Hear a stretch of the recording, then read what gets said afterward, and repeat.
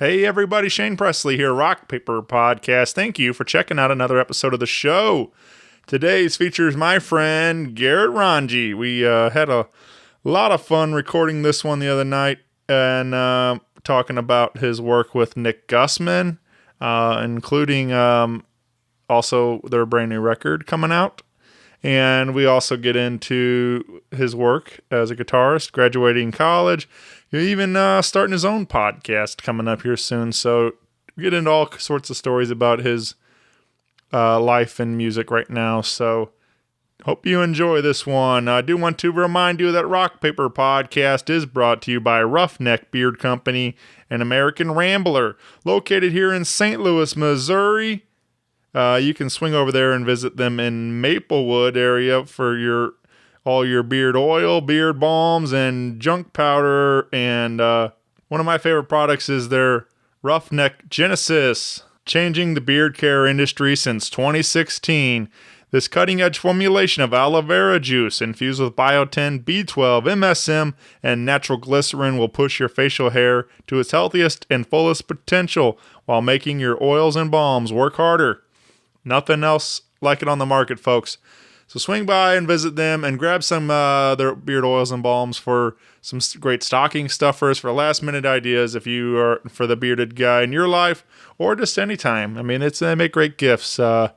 So spread a little love and show them that you're thinking of them and take care of that beard. If you are shopping on roughneckbeardcompany.com, you can use my code RPP15 for an exclusive 15% off your purchase. So that's a great deal and a great way to get out there and support local business and support this show. So head on over to roughneckbeardcompany.com today. Also, big thank you to Heil Sound for their continued support of this show and help me make this show sound great. Visit them over at heilsound.com today and get yourself a new microphone. Check out that new black PR40 they have. It's pretty slick. I need to get one of those myself. And but yeah, they got all sorts of wonderful products. Check it all out at heilsound.com. And if you need anything else, you can find me at the new and improved rockpaperpodcast.com and hit me up on email at rockpaperpodcast@gmail. I would love to hear from you guys, hear what you think of this episode or any other past episodes. If you have some requests or anything else, whatever it is, shoot me a message. I'd love to hear from you. I hope you all have a wonderful holiday and a happy new year. Stay safe, take care of each other, and sit back, relax, and enjoy this brand new episode with Garrett Rongey. Podcast is kind of like it's like a radio show that's not on the radio. It's on the internet. Does that make sense? Uh-huh. Yeah. That's also like my mom. It makes it sound more confusing, doesn't it? It sounds like this. This is Garrett Rongey, and you're listening to Rock Paper Podcast. Rock Paper Podcast. Scissors beat paper, paper covers rock. Rock beats scissors, Shane covers non-stop. Never know what new kind of guest that he's got coming at you. Live and direct on the spot. Could be rock, folk, country, or hip-hop, jazz. All kind of folks that he has. Could be an artist or a comedian to make you laugh on the Rock Paper Podcast. double-decker fudge round, rolling round town. Shane coming at you live and direct from ground zero. He's your hero, he's your bestie. Rock Paper Podcast with Shane Presley.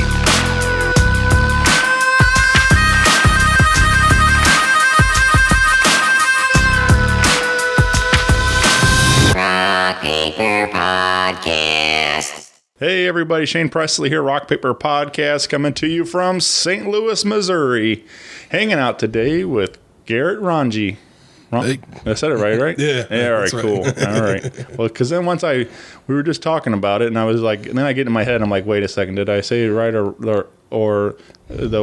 my previous time or this time or something? And I was like, I'll start overthinking it too much, but Yeah. No, it's all good.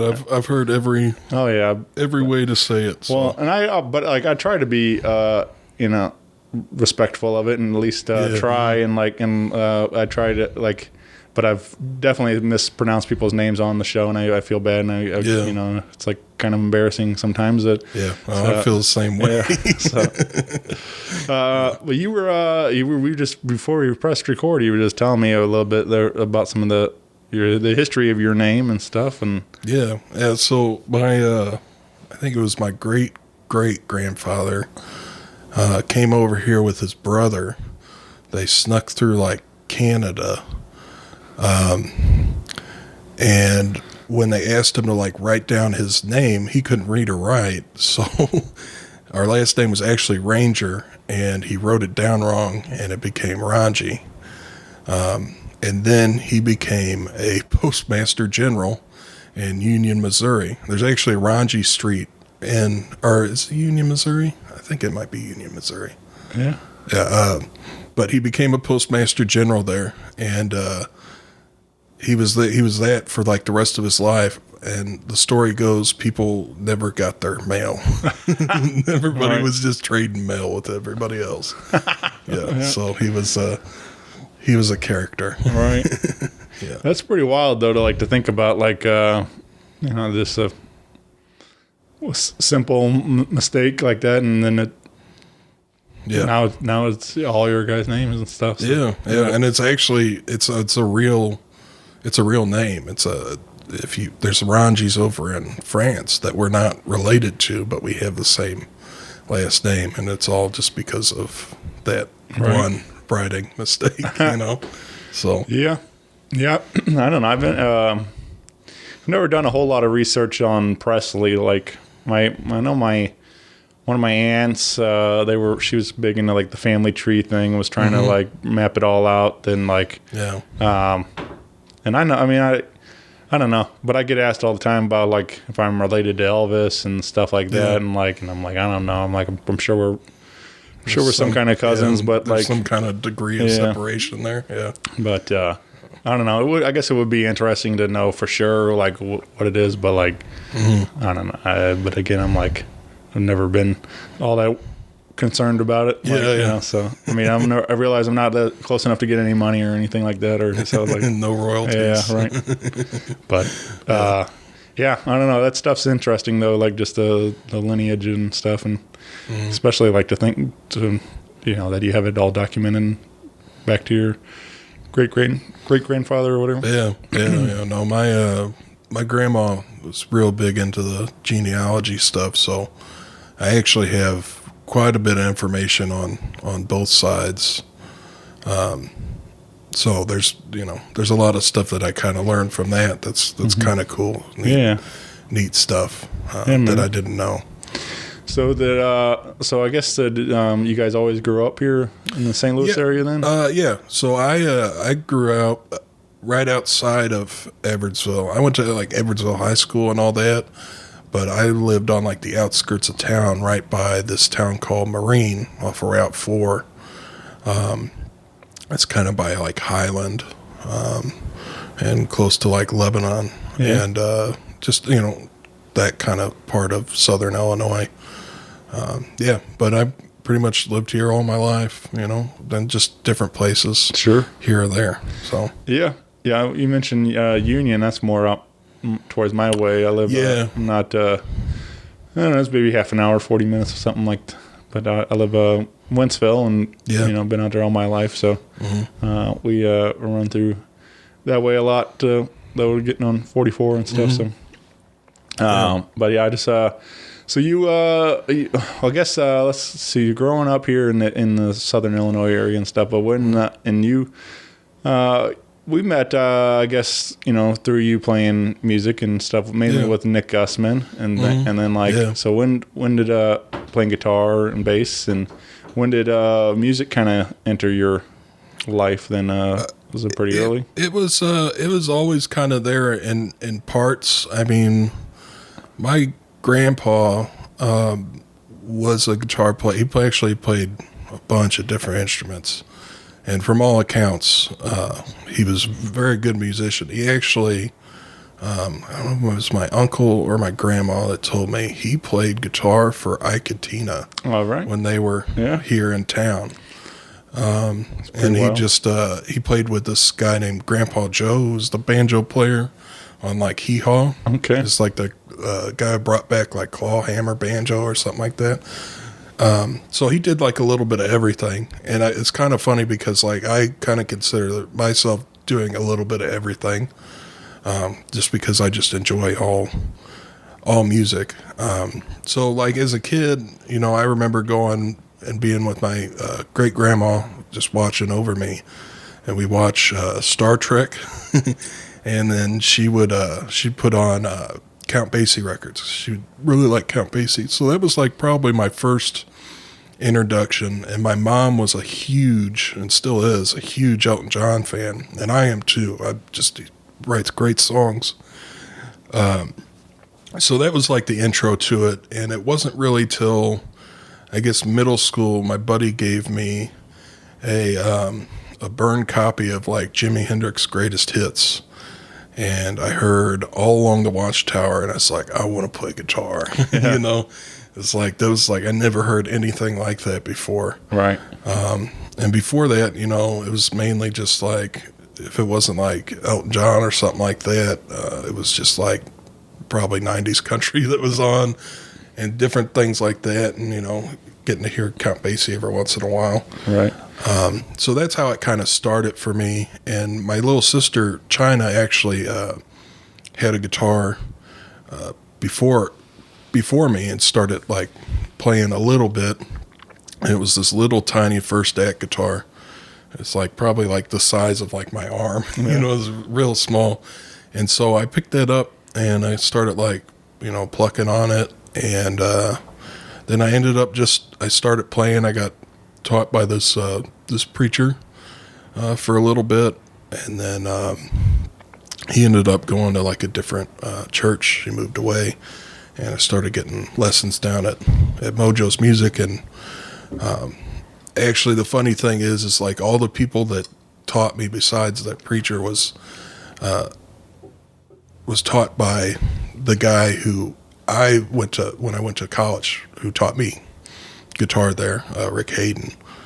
So in some way, I've always been kind of taught by Rick. Right. You know, and that's how I kind of got into jazz. And I was into blues a little bit before I started playing guitar.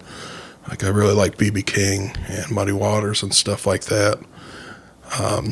And then when I got into guitar, I had this teacher named Ian who like showed me a Wes Montgomery record, and I just fell in love with jazz, and I just got a bunch of those records and rock and blues, and I just kind of wanted to learn it all, as much as I could. Absolutely. Yeah.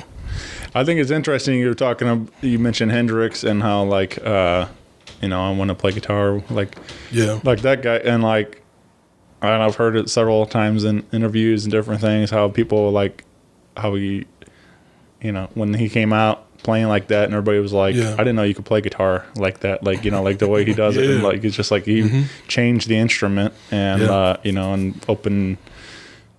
Everybody was, and then everybody was like, I want to do that, and like, and it's interesting to think, because there's not a ton of them. There's not that many opportunities that were to revolutionize an instrument, like, and make it change the sound forever. And he's one of those guys that did it, and like, yeah, for sure. And I for me, like, I could think, I could count on just one hand, like the people that really changed that, the guitar, the instrument.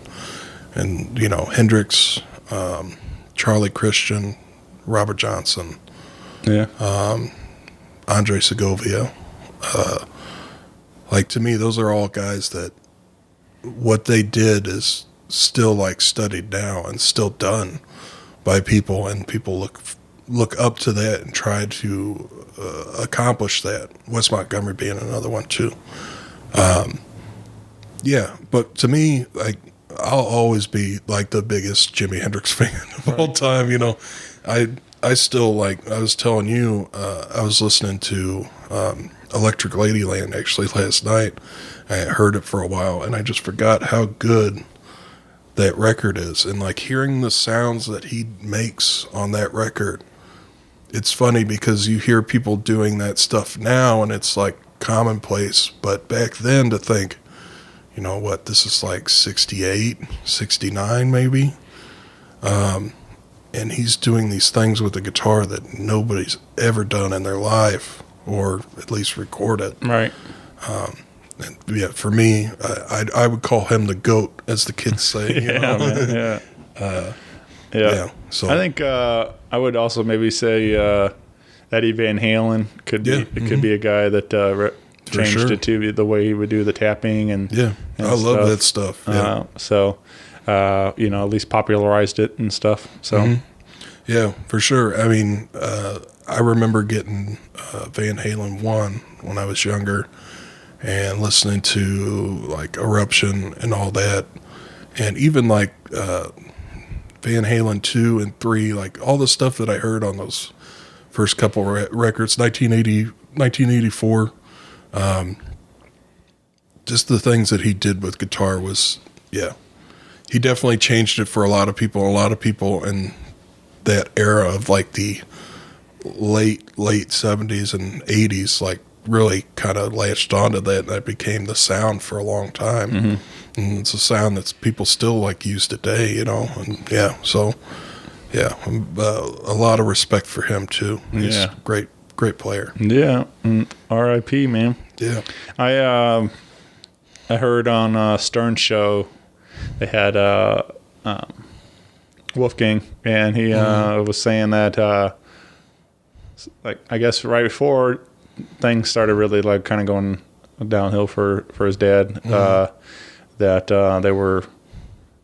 there's a lot of talks about trying to do doing that one more tour, and they were going to have Sammy, Dave, and Gary Sharon, all three Van Halen singers out there. And I was like, man, that would have been a cool tour to be a part of. Like, I know they did the best of both worlds kind of thing, and like, but having Gary Sharon in there too, like, would have been interesting. And it would have been cool, man. I would have liked to have seen them one more time, but I got to see them when Diamond Dave came back. Yeah, and I love David Lee Roth. I know a lot of people kind of give him crap, but he's just such a showman. Oh yeah, there's almost like kind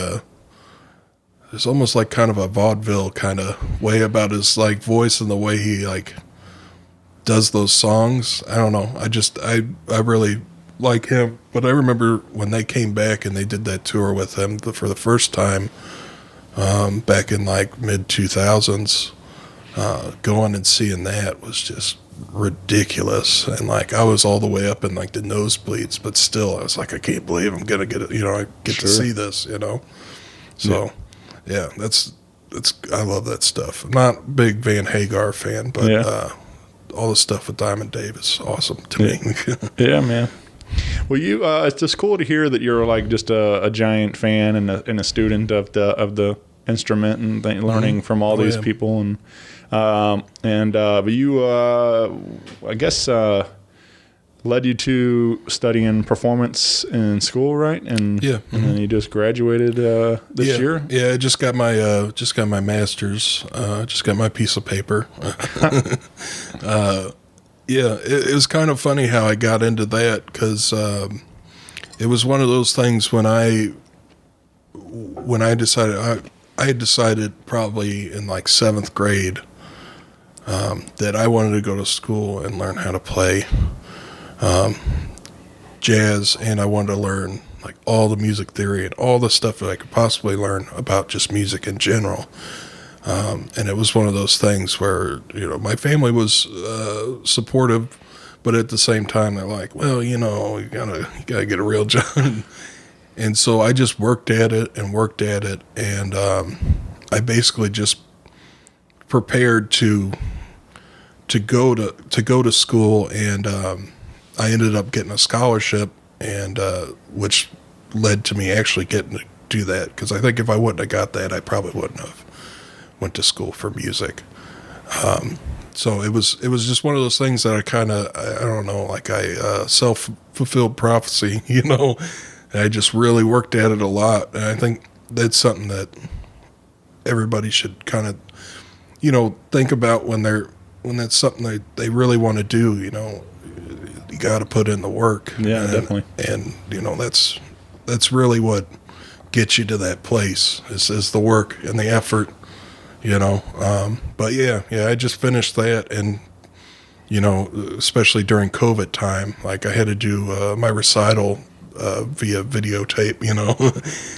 So it kind of feels like I didn't even graduate, you know, and I have like the piece of paper now and all that, and it's just funny because it doesn't feel like I have a master's, you know, or anything like that. It's just like, oh, it's just another day. Yeah. Yeah. I mean, I see it a lot. Like I work in the school system, and you know, especially like with thinking about the high schoolers, but if you kind of forget about the graduating, you know, college also and stuff, like it's just like it totally kind of killed you know, all the excitement about it. You know, like it's just, you know, you don't get to. I think high school may be worse because, like, you know, you spent 4 years with all your friends, and think college seems to be a little bit more independent. Yeah, you still have friends obviously there, but it's like it's definitely more on your own and stuff. But you know, it just still stinks that you don't get to celebrate with everybody. And it does, and you know, but you know, there's always like when all this stuff kind of gets over with, you know, there's always that time. So, you know, I look forward to that and getting to see everybody again and play music out and all that. Sure. So, well, 2020 wasn't completely horrible then. I mean, like I said, you graduate and then you get married. Yeah, I got married. So it's you know, my 2020 was pretty good. It's like we made the best of it and had some. So, but so you we mentioned I mentioned Nick earlier, and I think that's kind of where we first really kind of got introduced. I think you. I think I might have met you a little right before I played with Nick. Maybe at like Broadway Oyster Bar or something. You might have been like working that night or something. That's a good possibility. I spent a lot of time in there. But I had known about the funny thing is I had known about your podcast before that. I had a student of mine who loves your podcast, and he had like stickers on his bass case and all that. And, you know, so he's like, you gotta check this out. So I had listened to it before, and then I didn't know what you looked like or anything like that. And I'd met you, and then I think Maggie said something. I was like, oh, that's Shane. That's you know, so it was pretty cool. But it was somewhere around that time, definitely when I started playing with Nick. I think it's kind of the fun. Like I really had a great time until March working at Broadway Oyster Bar, but you know, I haven't been. I was furloughed with all this COVID stuff, and hopefully we'll be able to come back someday and do it right. And but I had a lot of fun, man. Just getting to meet all sorts of people there. Whether I was just there hanging out watching the show, or if I was working the door and getting to, you know, kind of. It's always I always talk about how it was a great networking tool for sure. Like getting to meet all sorts of, you know, musicians and just creative people and just people that are fans of good times down there and stuff. So it's always it's always a lot of fun. But you've been playing with Nick for a little while now, and you guys, I know you're saying you're working on a new record with him. It's pretty much finished now. We just have to master it, and I think it's done. And you got to play some bass and lead guitar on this record? Yeah. So at the time when we started this record, Nigel, the original guitar player, amazing guitar player, he was playing on the record, and then he moved down to Nashville. So I switched over because I've been playing duo with Nick, playing guitar when we did duo stuff, and Nigel couldn't do it. So I already like knew the songs on guitar, and I knew them on bass. So I'm kind of the interchangeable part. So some like we did a little mini tour a month and a half, 2 months ago, and our new bass player Justin couldn't make it, so I ended up going back to bass, and Nigel came back up and played guitar, and that was fun. It was like having the old crew back together, and that was pretty awesome. But so there's a couple tunes on this new record. Postcards from Okima, I play bass on. 1, 2.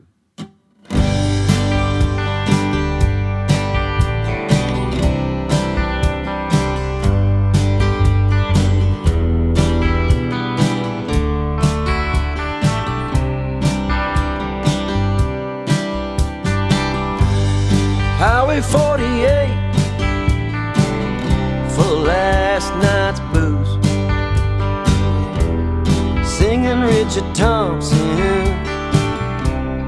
Vincent 52. Living slow again, I see faces in the clouds. Wishing you were here, wishing I could bust you out. Postcards from Okema, brother, what else can we do? Postcards from Okema, through the steel bars, holding you. Now there's a bale of hay in heaven, one for me and you. You was born a hard luck baby, and me a Jonah too. But put us in a river, try and drown us in the flood. Hell, it could be a hurricane, and we crawl out of the mud. Postcards from Okema, brother, what else can we do? Postcards from Okema, through the steel bars, holding you.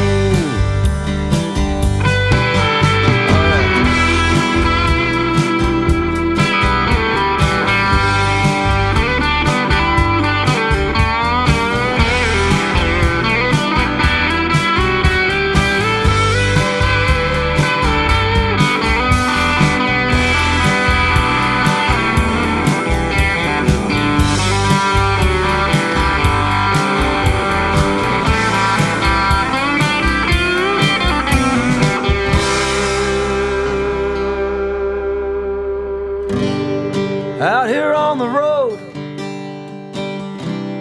trying to sell a song, breaking even on the tank, then we move along. But I can't get ahead, man, I can't ever do enough. Next time that you call, I'll try to pick it up. Yeah, postcards from Okema, brother, what else can we do? Postcards from Okema, through the steel bars, holding you. Postcards from Okema, brother, what else can we do? Postcards from Okema, through the steel bars, holding you. Postcards from Okema, through the steel bars, holding you.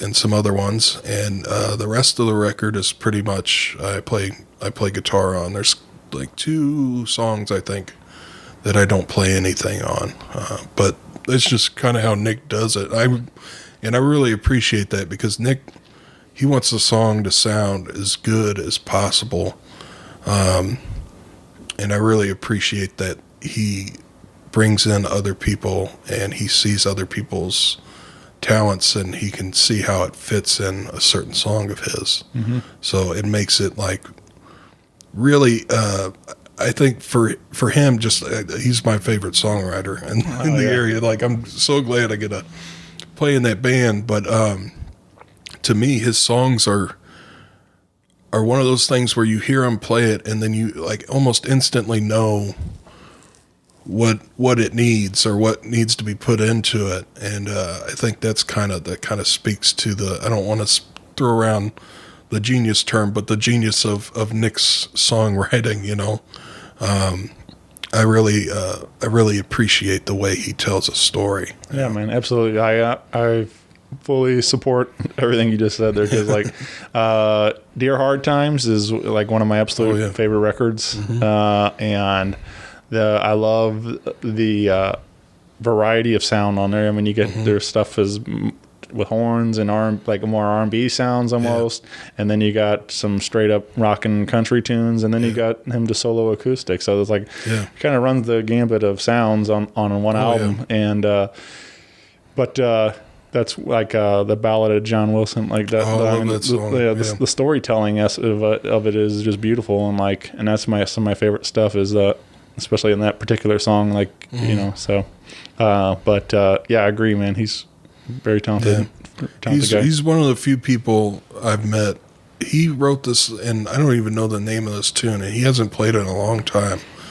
But when we first started kind of playing together, he had wrote this tune that was based off of him watching My Own Private Idaho, that movie. And he played it for me, and I about cried because it was such a beautiful tune. It's such a sad song. I think he did it on the show. I remember hearing something about that story about the movie and stuff. He might have played it live acoustic on the podcast. Yeah. I wish he'd bring that one back and play it a little bit more. I should text him and tell him that. Right. So we need to play that song. Yeah. Well, get involved with Nick Gusman on social media and stuff. You can find more updates when this record's coming out, and of course live shows when we get back to getting to do that a lot more often. So you are now. You said you guys have a new bass player, and you are the lead guitar player now in the band. Yeah, right on. Yeah, so it's Justin does a great job. He really fills out the band. I really enjoy playing with them. And actually, there's a guitar player that I really like who's he's a metal guy. He's in like the gent scene, and this band called Animals as Leaders, and Tosin Abasi, and Justin actually toured alongside his band before he made Animals as Leaders. So I fanboyed Justin a couple times about it. It's like, what's he like? Like, what is he? Did you see him practicing all the time and stuff?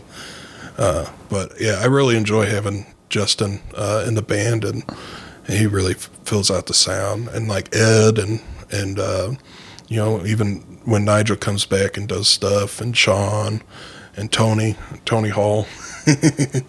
All those guys are like brothers to me. So it's a really nice playing situation because we all have respect for each other, and we all know like what the goal is to play the song. Like nobody's trying to outshine the other person. It's like, let's play the song as well as we can play the song. For sure.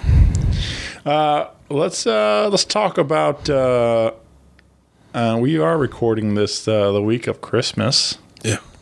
And so it's getting I don't know, it's really kind of hard to with everything this year. It's just kind of hard to get super excited about Christmas. Just getting in the holiday spirit. It's hard to when it's such a bummer out and stuff, and you don't get to do all the necessary, the traditional stuff you get to, that you would have been doing sometimes, or there's a lot of people not even going to be able to see family this year and stuff like that, and so it is kind of a bummer. And I feel like it's pretty nice out for the end of December. Like it's hard for me. For me, like I like a little snow and everything else, and like that kind of paints the picture for Christmas for me. And it's when it's sunny and 50, it's kind of doesn't really feel like we're getting into the Christmas time. But we are, and you did a nice little tune here. We did a live one called the Christmas song. Christmas song. Which is was fun, man. It was cool to get you doing some live tune on here. But why did you pick this particular one for the show? Well, I guess for me, I'm not a real big Christmas song guy. There's some Christmas songs that I love, and we talked about that Robert Earl Keen tune, Oh, yeah. like that Christmas song, and then like Christmas in a Chinese Restaurant, which I don't know if that's Deer Tick or if it's the singer from Deer Tick. They did that. He had a different project they did. That's a great song though. Yeah. But yeah, I really just like the Christmas song. I like the melody of it. It reminds me of a standard from like the American Songbook. And it fits like really well on guitar. It's one of those songs that kind of plays itself. You know, if you have a song that has like a lot of different melody and harmony changes in it, it's easier to kind of play it solo. You know, it kind of just plays itself in a way. So I picked that one because I think it was, for one, it was an easier one for me to do. But also I enjoy playing that song. And that's one that I kind of revisit every year. Yeah, man.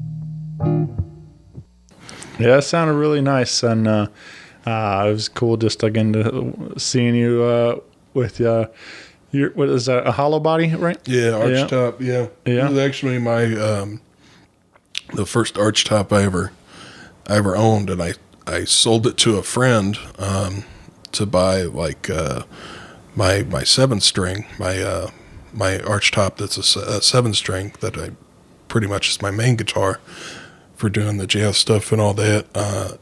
And a couple years ago, 2, maybe 3 years ago, he's like, I got to sell this thing. And I always regretted selling it because it's kind of like George Benson model Ibanez, which George Benson's like one of my guys. So I was like, man, if I ever get a chance to buy that back, I'll do it. And so that's what I ended up doing. He ended up selling it, and he was using it, and he was playing in a punk band, using it in a punk band. Yeah. My buddy Matt, and he was playing up in, where's Truman? In Missouri, the school. Yeah, I forget what town that. Yeah. Anyway, he was playing up there. He was playing in like a punk band, and they were doing stuff with that. So it's got a little bit of wear and tear on it now, but I still enjoy it. I like playing it. Brings back some good memories, you know. Yeah. So that's always cool. I don't know, like I like the stories of the guitars and stuff. You know, I'm a fan of storytelling and stuff. But you know, it does feel like there's, obviously it's been, people talk about it a lot, how like there's sometimes certain guitars just have a spirit or an energy to it or whatever. They like, they just, there's something about them, like a little mojo left in that guitar and stuff, so like it's it's fun when you find out a certain one that you like, that it plays well and everything else, and but yeah, man, it's cool. Glad that it came back to you.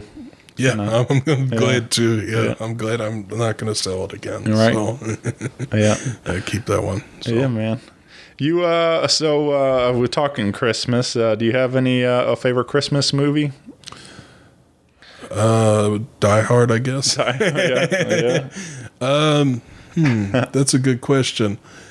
I probably like Christmas Vacation. I Classic, would say, yeah, man. yeah, that's there's so many good parts in that. The part with the cat and the Christmas tree, and his brother-in-law outside, and there's a. Well, that's what's great about that. Like I've talked about it, recently, but how like everybody has a cousin Eddie, so like we all that's why it makes that movie so relatable and stuff. And I got 3 or 4 cousin Eddies. So. Yeah. And if you don't think you have a cousin Eddie, you're probably cousin Eddie. So like good chance.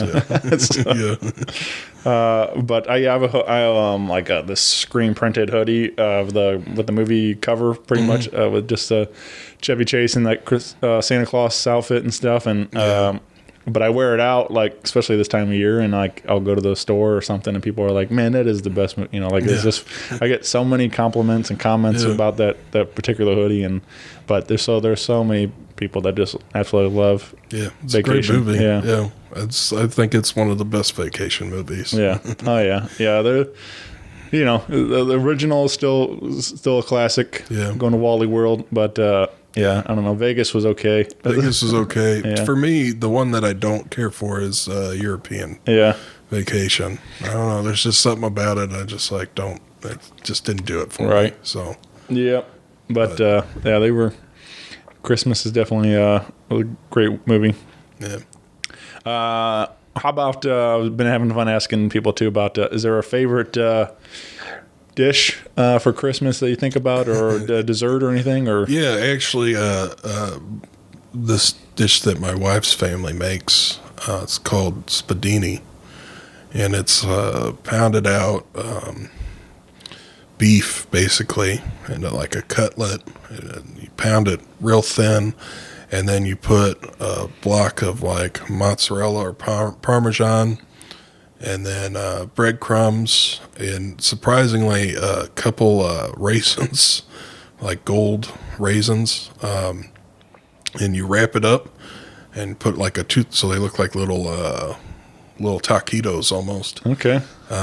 And then you bake them, and it's like the greatest thing you'll ever have in your life. I'm thinking we're actually I think today we're actually going to get some of the stuff to make those, and I'll make myself sick on them. And I've been telling, I remember telling my dad about them, and he goes, I don't know if I'd like that. And then a couple Christmases ago, Maggie made them for him, and he was just like, this is the greatest thing ever. Yeah. I was telling you. Yeah. Yeah, there's nothing like a little meat and cheese, All right. So to check that out. I don't know. It was first I heard of this. So yeah, it's great. Maggie can give you the recipe. Yeah. It's good stuff. Yeah. Yeah, man.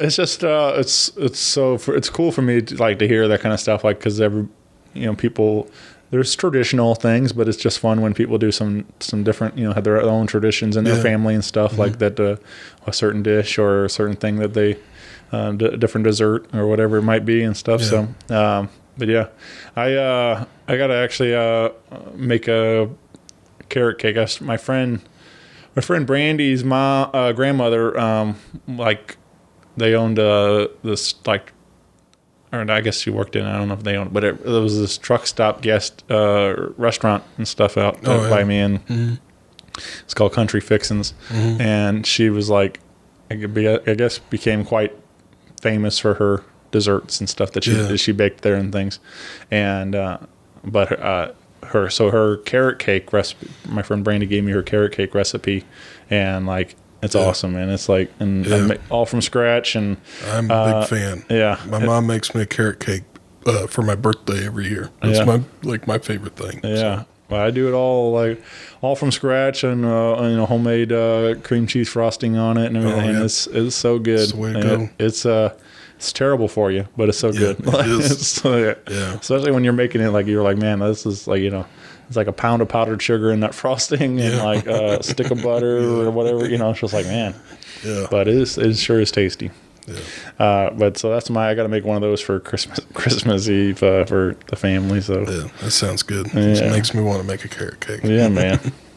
Were you along with you out performing music and studying performance at school and jazz and everything? You are also moving into educating. You have your own book now. I have. I'm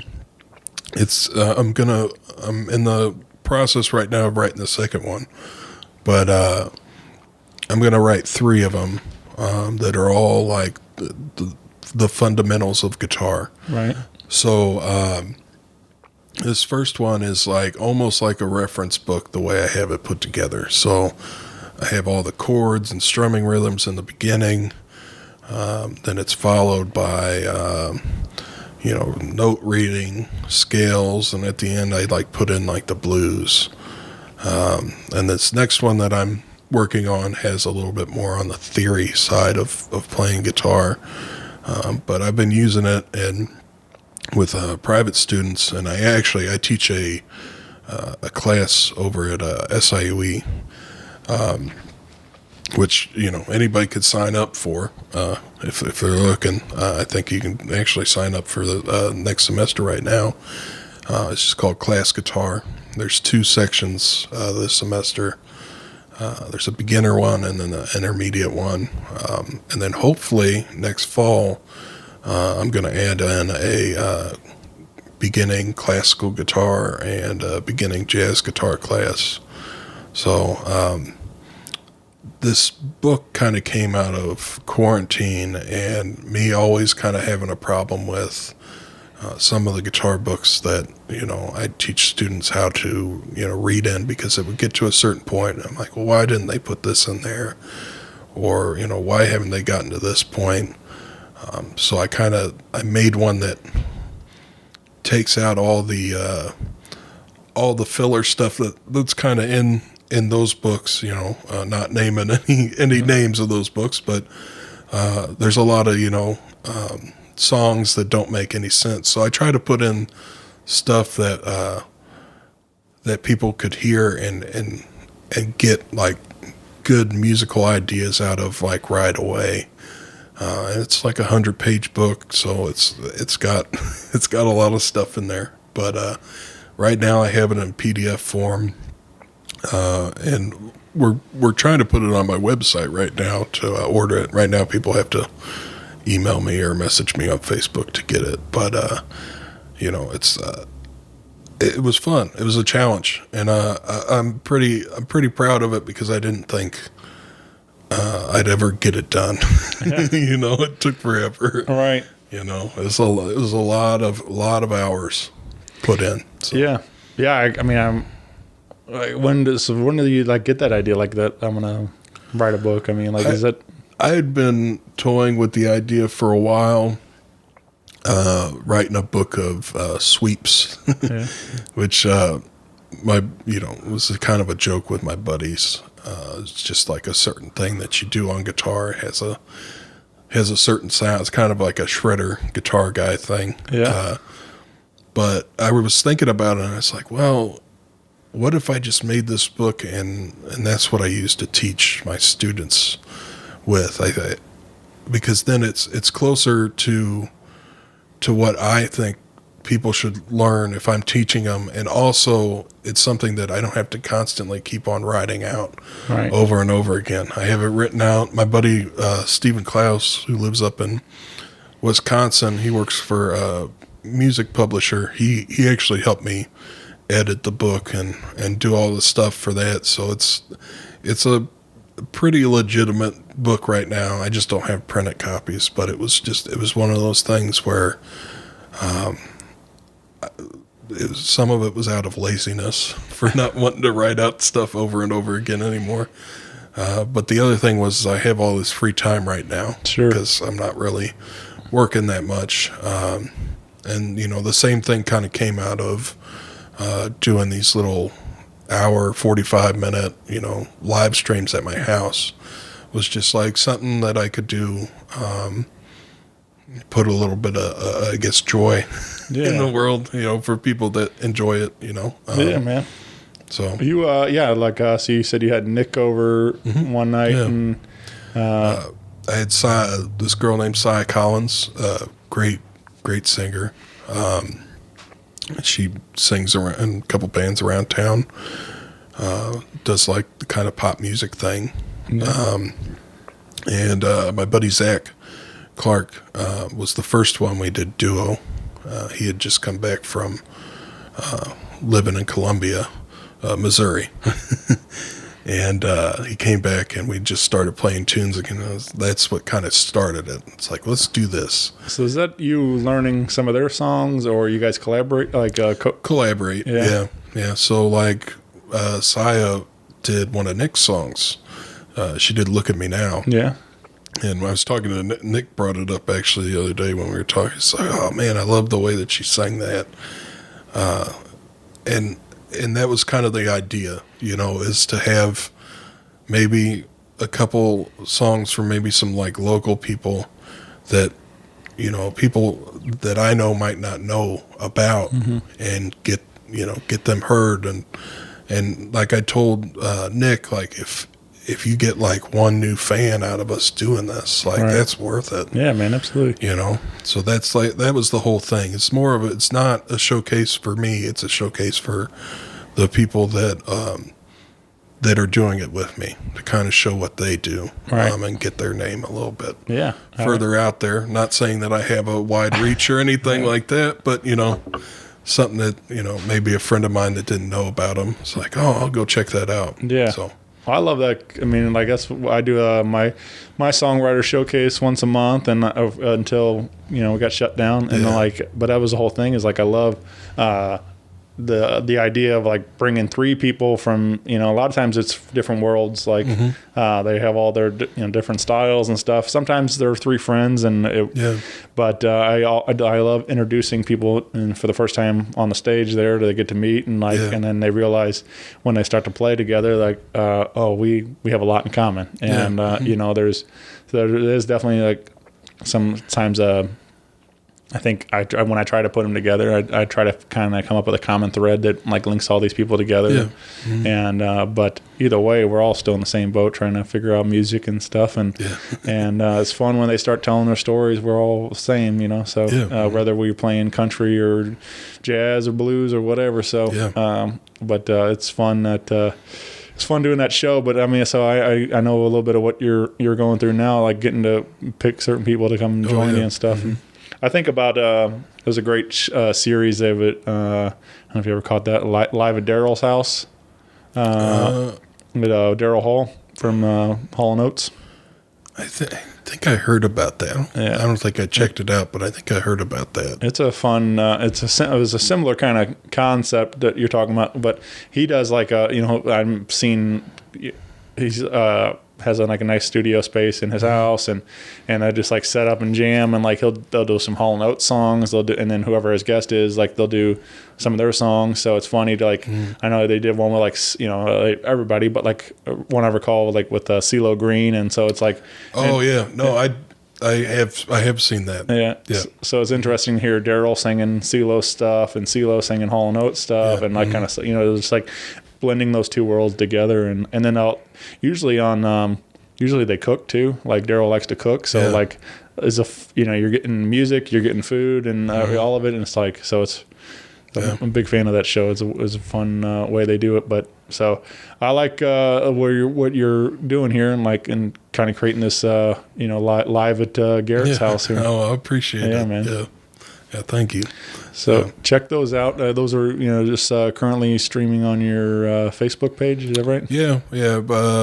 Pretty sure my artist page, just Garrett Rongey Music, on Facebook, and then on my actual personal one, too. I'm pretty sure. But hopefully, once the year kind of, once we get past New Year's and all that, I'll have a couple more. I'm going to do one with Josiah Joyce. He's a bad dude. Yeah. Me and Josiah have known each other for a long time. Josiah's a great guy. Yeah. So one of those, and then some other surprises I haven't locked down yet, so I'm not going to say who they are, but some different stuff. So it's not, and it's something that I don't do every week. It's like maybe once a month, twice a month. Sure. I think spreading it out like that and making them short. Not making them a 3-hour live stream, but making them like 45-minute or an hour live stream is something that people, watch and stay a little, tuned into a little bit longer than knowing, this is like 4 hours. I'll come back to it, on to the next thing. Yeah. So. Yeah, man. Well, check all those out. And like I said, I think it's a fun way to network and introduce everybody to each other and stuff. So hopefully some people are learning some new great local music and stuff. So yeah, for sure. Along with that, you are also working on another project, and we've been talking. Yeah, kind of collaborating. Help. You've been helping me out a lot on that. Trying to do my part to be an advisor as best I can, and whatever I can do to help you. But you are looking to step into the podcast world also. Yeah. I got one in the bag so far that I'm gonna release probably in the beginning of the year, first of the year. It's with Nigel Solomon. And is this another COVID thing? Just the fact that you had time, or is this something you've been thinking about for a while? It's been something I've been thinking about for a while because I'm an avid podcast, listener, and it's usually how I start my morning. It's just listening to somebody. I kind of like old man like that. I need my talk radio. Sure.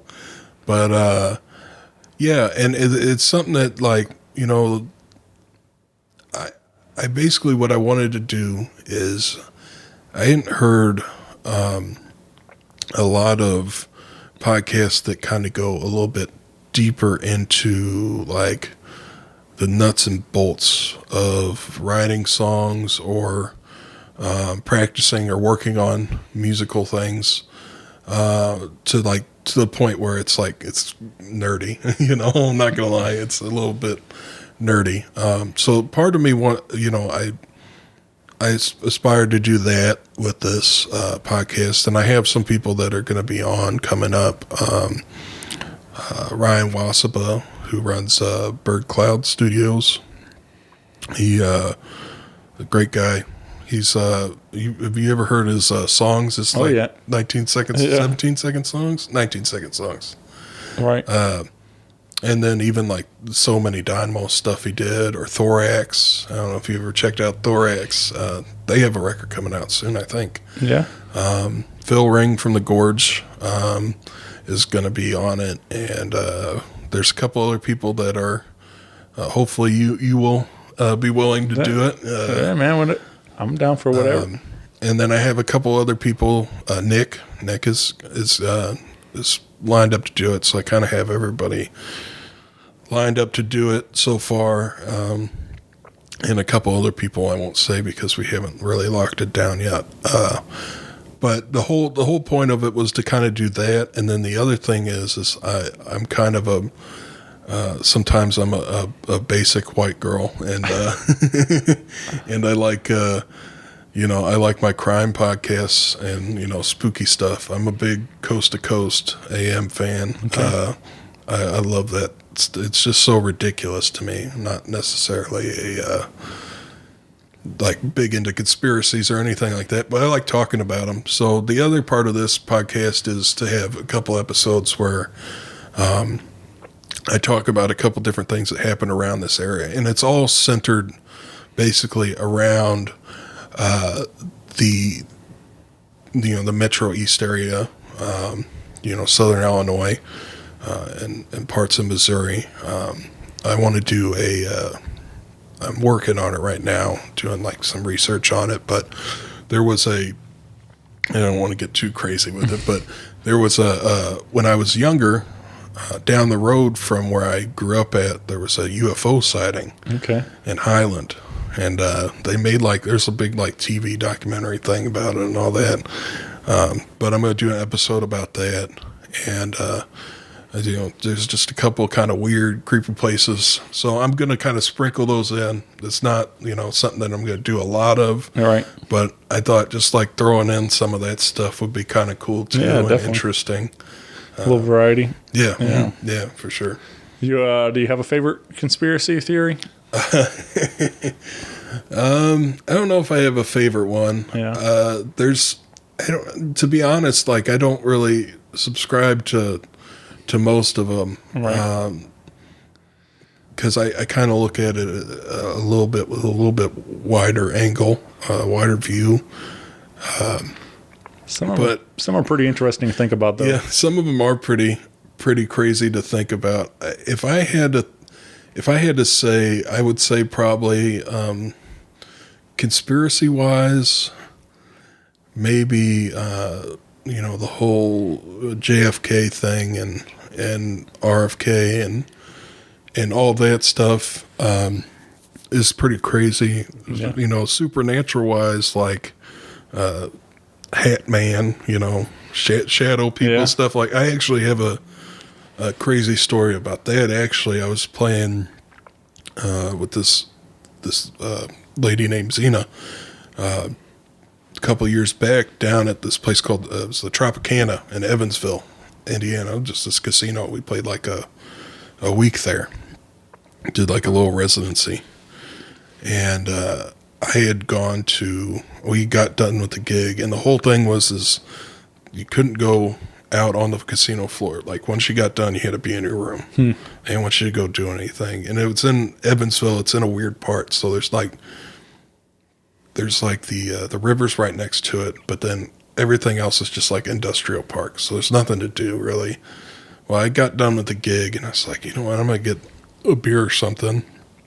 And I went to this liquor store not too far away, and there was this guy in there. He's listening to Coast to Coast, and they were talking about shadow people and stuff like that. And I was like, oh, well, I just mentioned, I was like, oh, you're a Coast to Coast fan. I was like, I love listening to Coast to Coast. And he goes, yeah. And I was like, what are they talking about? And he said, shadow people and all that. And then he goes on to tell me, we had a 30-minute conversation. There was nobody coming in, so we were just talking.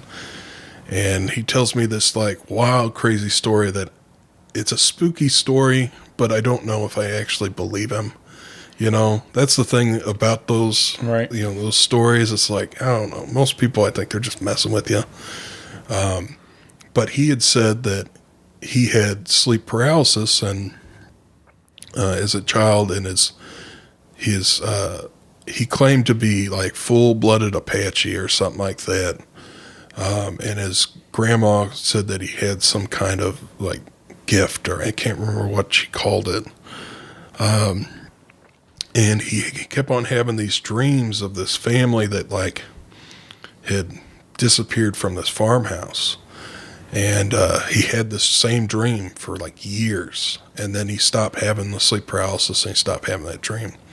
Well, he told me a year, when I was talking to him, a year before that, he had been out in Utah, and he passed by this house that was vacant. It was a farmhouse, all that, and it looked exactly like the farmhouse in his dream. He stopped at a store down the street and asked about it, and yeah, whole family lived there. And one night, I guess they all got up and left, and they all just disappeared. Nobody heard from them. He's like, that was my dream, and so I'm talking, he's got this crazy look in his eye, he was dead serious about it, but it was it was nighttime, it was probably 10 10 or 11 at night, and we're in like this vacant parking lot basically outside the liquor store talking about this. And I'm just looking at it like, man, this is just spooky. I don't know if I necessarily believe him, but like he definitely there was a web that he wove that was pretty, caught my attention a little bit. I was like, man, this is wild, you know. But I tell that story every once in a while. That was the short version, but I tell that story usually around Halloween. It usually scary story for people. Yeah, man. Yeah. That my buddy Glenn was just on the show. He's doing a podcast now called The Lost Way, and he's writing fictional stories, but some of them are based off of true things and stuff. And he writes these stories and does some of them are like 20 minutes podcasts or whatever. They're not super long stories, but a lot of them kind of come up. One of them was about he said he kind of got inspired by like listening to the radio at night, and he was like listening to like Pink Floyd's Welcome to Machine or something, and just like the weird sounds come out of that album and out of the song, and how like it. But there's something about just like you're saying, how like kind of secluded out there and nowhere kind of thing, and like it's just you and your thoughts, and your mind can make you even work you up even more sometimes, and like so that's kind of where he was kind of getting into, like how that even just like drive and listen to this song and stuff, and your mind starts to wander, and like start kind of messing with yourself, and but yeah, so check out The Lost Way also if you're into kind of spooky spooky stories. When you were saying, when we talked about mentioned conspiracy theories, I wanted to also say you should check out my friends do a show called the Anything But Credible podcast. And they do more of it as a fun, they don't take any of it seriously. It's all, and that's my whole idea behind it, just have fun with it. They call it bro science, stuff, that kind of thing. Like, but they've introduced some funny conspiracies to think about, and like some of them are more credible things. I mean, like more legit, but then some of them are just like super silly. But one of them I remember hearing a while back about was the movie Disney's Frozen, and they were saying how something like that prior to that, everybody was talking about how Walt Disney had his head cryogenically frozen, all this stuff, and they were like that Disney didn't like that was like what they were kind of known for, or whatever, and like wasn't good family value stuff, kind of thing for their image and all that, or something along those lines. And so like the premise of they hired somebody to write a story that would take out like the Google algorithms and stuff when people search for Disney Frozen. That's the first thing that pop up now is the movie, not anything about him freezing his head. And that's great. So I don't know. I was like, there's enough truth in there that could be possible. Who knows? But yeah, I could believe that. I mean, if they're that's a sneaky way of getting around it. Right. I could see that being real. Yeah. So it's just they present a lot of ideas like that. They make me laugh and like something to think about. Like I was like very, very possible. Yeah. So yeah. That's cool. But yeah. So I'm looking forward to that, man. I'm looking forward to. So the show you said you decided to call it Garrett Talks to Himself and Sometimes Other People. Yeah, is that correct? Garrett talks to himself and sometimes other people. Yeah. So keep an eye out for the podcast coming soon, and we'll like I said, I'm looking forward to that. You and Nigel talking. He's one of my favorites around. Yeah, great guy, great guitar player, funny dude. Yeah. We had to cut it a little short. I mean, it was a pretty long one. Because once we get talking about music, it just goes on and on and on. So yeah, man, that's the fun of this stuff. Though there are no rules. You can You can just have fun with it. And Yeah. So, Yeah. but yeah, I've been having fun asking some questions around town. So I got a couple for you. All right, so if there was a Garrett action figure, what do you think? I'll give you the either you can do 3 pull quotes you would have your pull string say, or 3 accessories that would come with your action figure. What do you think? Because you don't get it. Well, you do. I mean, yeah, you talk a lot. Obviously, you got doing a podcast and everything. But I mean, like, I don't know if you have like you're kind of more known for the guitar, letting the guitar speak for you. Yeah. And stuff. So. Yeah. I mean, if I had like, I guess some like accessories, it would be a pocket shirt. Oh yeah. maybe a guitar. Yeah, just maybe an extra pocket shirt. 2 pocket shirts and a guitar. All right. Like probably guitar, amp, and a pocket shirt. There you go.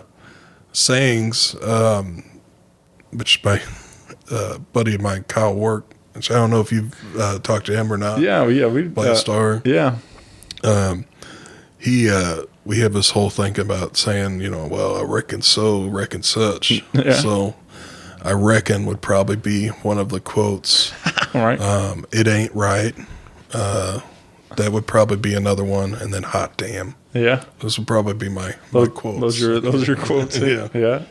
There you go. What's a song that always gets stuck in your head? That's a good question.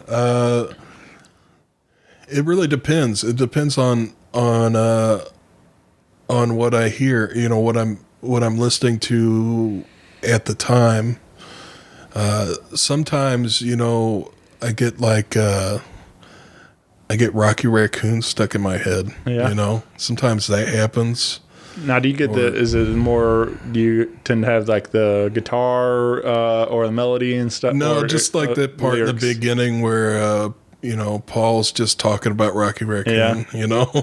That's all, I always find that interesting. Like because I wake up singing like I'll sing the songs. I just didn't know if you studying guitar and music so much if you tend to get like the guitar riff on in a loop or whatever. So, yeah, sometimes I do. Yeah, sometimes I think about that, and that comes out, or I think about just like like a Charlie Parker tune or something like that, where a part of a melody, like dexterity. I get dexterity stuck in my head a lot, probably because I play it a little too much on guitar. But yeah, I'd say probably Rocky Raccoon would probably be the one. But when I listen to stuff, I try to actively listen. So I'll listen for enjoyment, but then I'll listen again, and I'll just listen to one instrument.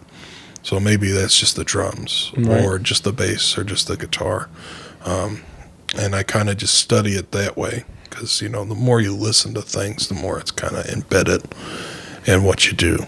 So yeah. Do you have a dream duet or collaboration you would like to see someday? I guess if could it be anybody? Yeah, sure. Does it have to be somebody that's still alive? I'll allow it if you want somebody not alive. Yeah, if I could, it would be a record with Jimi Hendrix. Yeah, that or play with John Coltrane or something like that. Yeah, definitely one of those two. Yeah, man. What about, is there a movie or TV show you wish you were in? Well, we just got done watching Firefly. That'd be a cool one to be in. For me, maybe it would be a toss-up. Maybe like an old episode of Trailer Park Boys. Or maybe The Sopranos, or Breaking Bad, or something like that. Yeah. Yeah. What like do you feel like you just want to be in that world, or would you like to be like a cast member? Join. I just like to be a fly on the wall, right? Just, especially like the old episodes of Trailer Park Boys were just so ridiculous. Back when it was still a Canadian show. Yeah. Yeah, I think it would be something like that. I mean, there's series that I go back and watch over and over. You know what? I changed my mind on that. I think it'd be Twin Peaks. Yeah. It'd be Twin Peaks, and then if I could be Dale Cooper in Twin Peaks, that's what I would do. Yeah. I've heard obviously people have been mentioning that show. I need to go into. It's a wild ride. Yeah, I've heard good things. I need to go check it out. I still haven't watched any of that. So there's so much that I've missed and stuff, and it's you can't keep up with all of it now. Yeah. There's so much stuff. Like I'm always watching something new, and it's like, oh well, now you got to check out this show. Like there was a show that came out a couple of years ago that I didn't know about until my buddy Phil was telling me about it. It's called The Leftovers. It's an HBO show, and I checked it and I got hooked. And there's only 3 seasons of it, and I recommend watching it. It's it's kind of a sci-fi show, but it's not. Yeah. It's really just about this guy dealing with the loss of his wife, and but there's strange things. I don't want to give it away, right? But it's an interesting show. Yeah. It's a very interesting show. And it's like, man, I can't believe I never heard of this before. And, so there's a lot of that stuff out there that's kind of like, well, eventually I'll get around to it, you know? Yeah, I tend to lean more to comedy. We kind of had a conversation earlier about being big fans of comedy, and and I listened to I just finished season 5 of Schitt's Creek. I've been watching that with my wife, and so we're getting hopefully start season 6 here soon, the last one, but I really enjoy that series a lot. And, it's great. But and I, of course, that's just the most current one right now. But yeah, it's like, so I find myself watching, if I'm gonna sit down and watch, like I do enjoy more dramatic and some sci-fi things, but but I guess if I have my pick, it's probably going to end up being something comedy related. I watched The Office. And I love The Office, and that kind of stuff. Parks and Rec and all that stuff. Yeah, I'm a big fan of all that. Right. There's so many good things that came out of those shows that I still laugh about today. Like the whole thing about Dwight having the duel with Andy. It still cracks me up. I still giggle about it. Or the whole thing with Kevin going asking Andy about the Cookie Monster. Now do the Swedish Chef, and he goes, "What province is he from?" He's from Sesame Street, dumbass. He's so serious, but Kevin in that show is probably the best part. Yeah. Besides Dwight. I'm a big fan of Kevin for sure. Man. That chili falls on the ground, chili goes everywhere. Yeah. It's like, oh no. I pulled my friend Joe posted online that he's been doing a lot of running, and he was talking about his nipples chafing. So I immediately had to go pull up the clip of Andy running and bleeding, his nipples bleeding, and watch the nipples, Kevin. It's the race. What was that long title? It was like the Michael Scott Pro-Am 5K race for the cure rabies awareness. Fun run. Yeah. But that so many silly things in that show. Yeah, it was great. Yeah, great show. So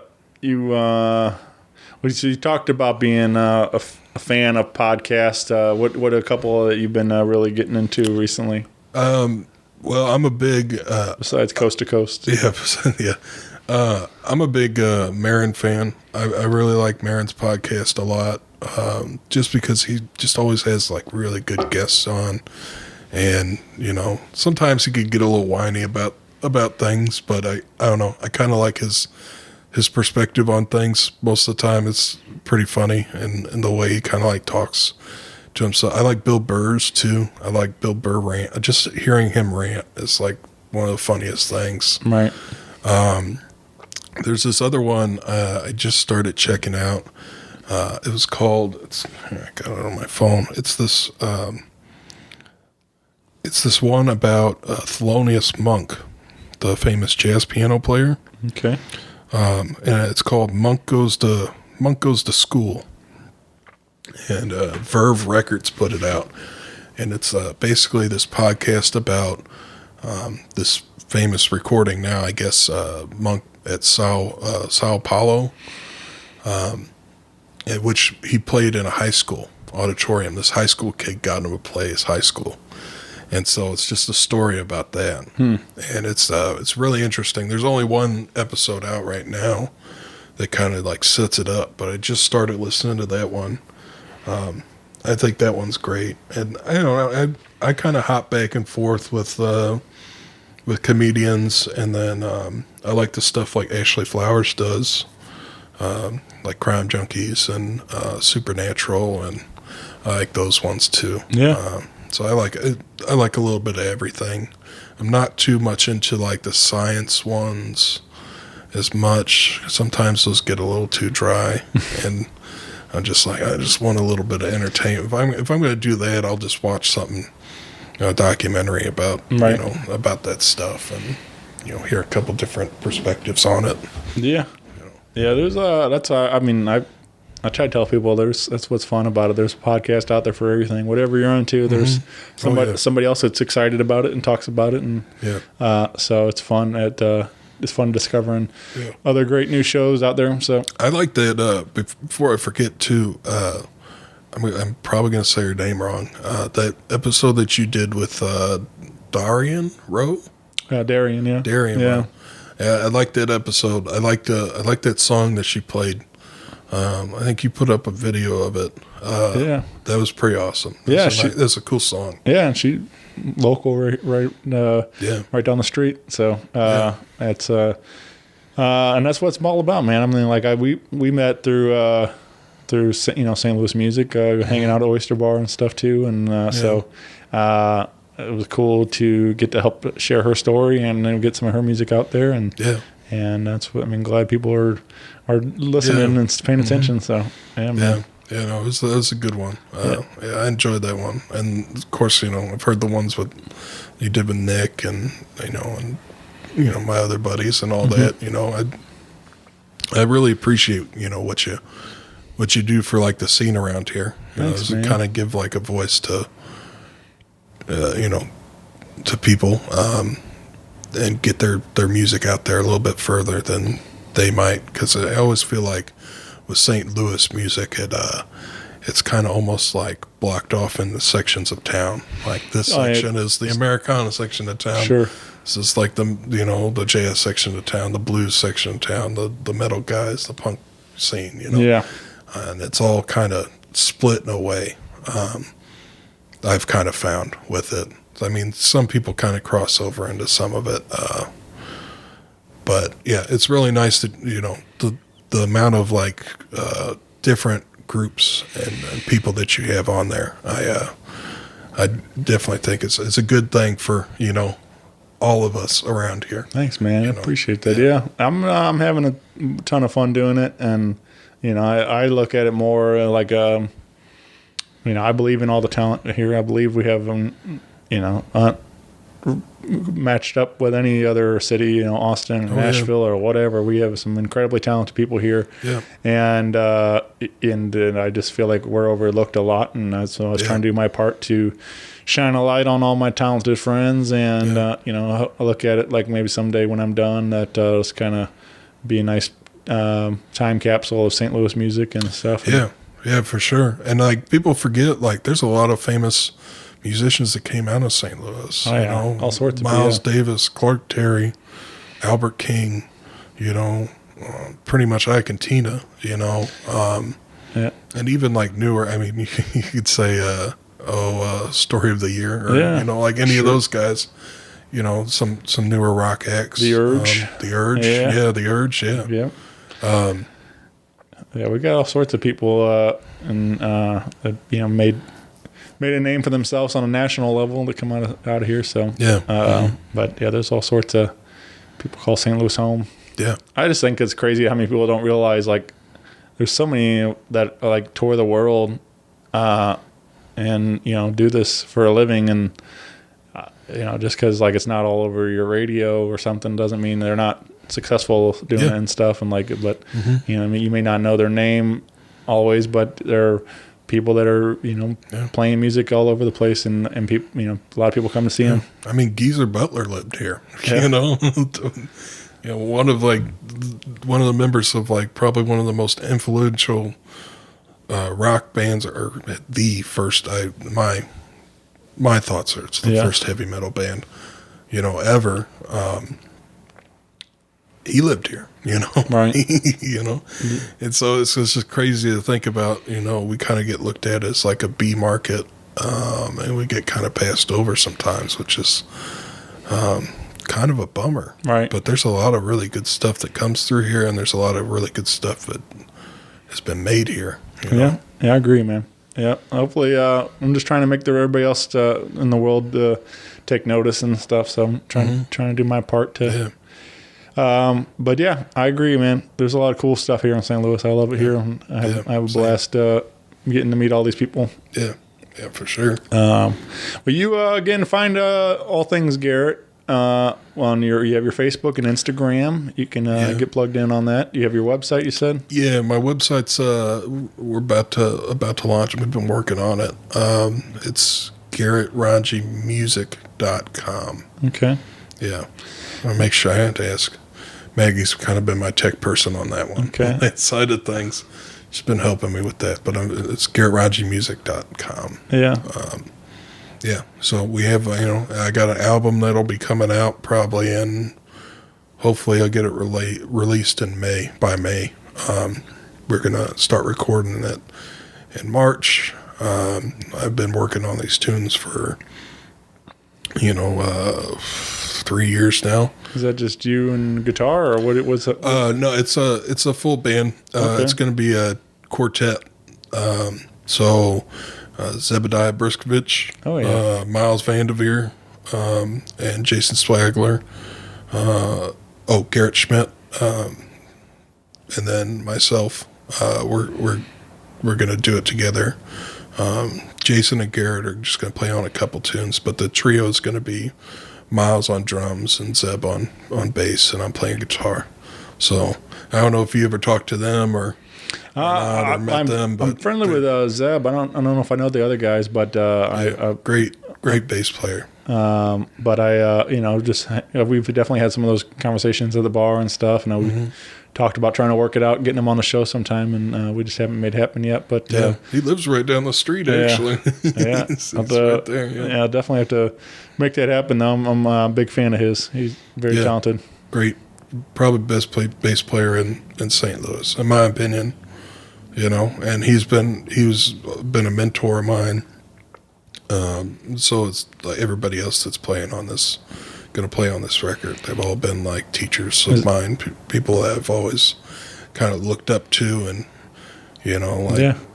help me make this as good as I can. And is this more in jazz vein or what? Yeah, it's there's I got a bossa nova tune that's on there. It's going to be on there.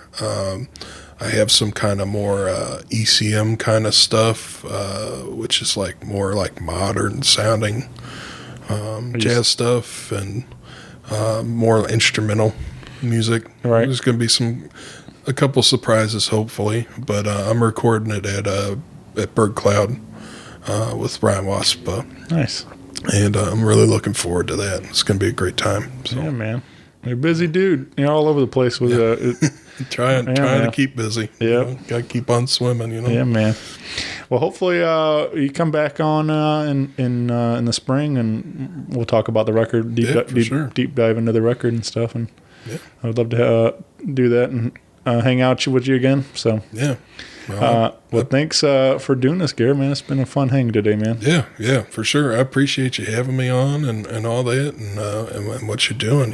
Just keep on doing it. Yeah. Yeah. So, cool. Thank you for your support, man. And like I said, hopefully we'll see you and Nick on stage here shortly because I've been itching for a good live show. Man, it's been a little bit getting some of just these acoustic patio things, and it's fun, but it'd be nice to crank up those guitar amps and have fun with it. But I feel you. Yeah. But yeah, man. Nick Gusman too. By the way.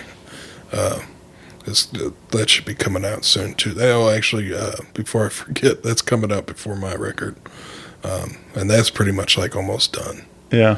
I can't wait to hear that, man. Yeah, I'm excited too. I'm excited to hear it mastered, and hopefully that'll be out in the next couple months. We'll see. Yeah. Yeah, man. Yeah. All right, brother. Well, thanks again, and I will see you soon, my friend. Yeah, it's good talking. Yeah. See you. Bye, everybody. Rock Paper Podcast. Rock Paper Podcast. Rock Paper Podcast. Rock Paper Podcast. Well, yeah, that was it.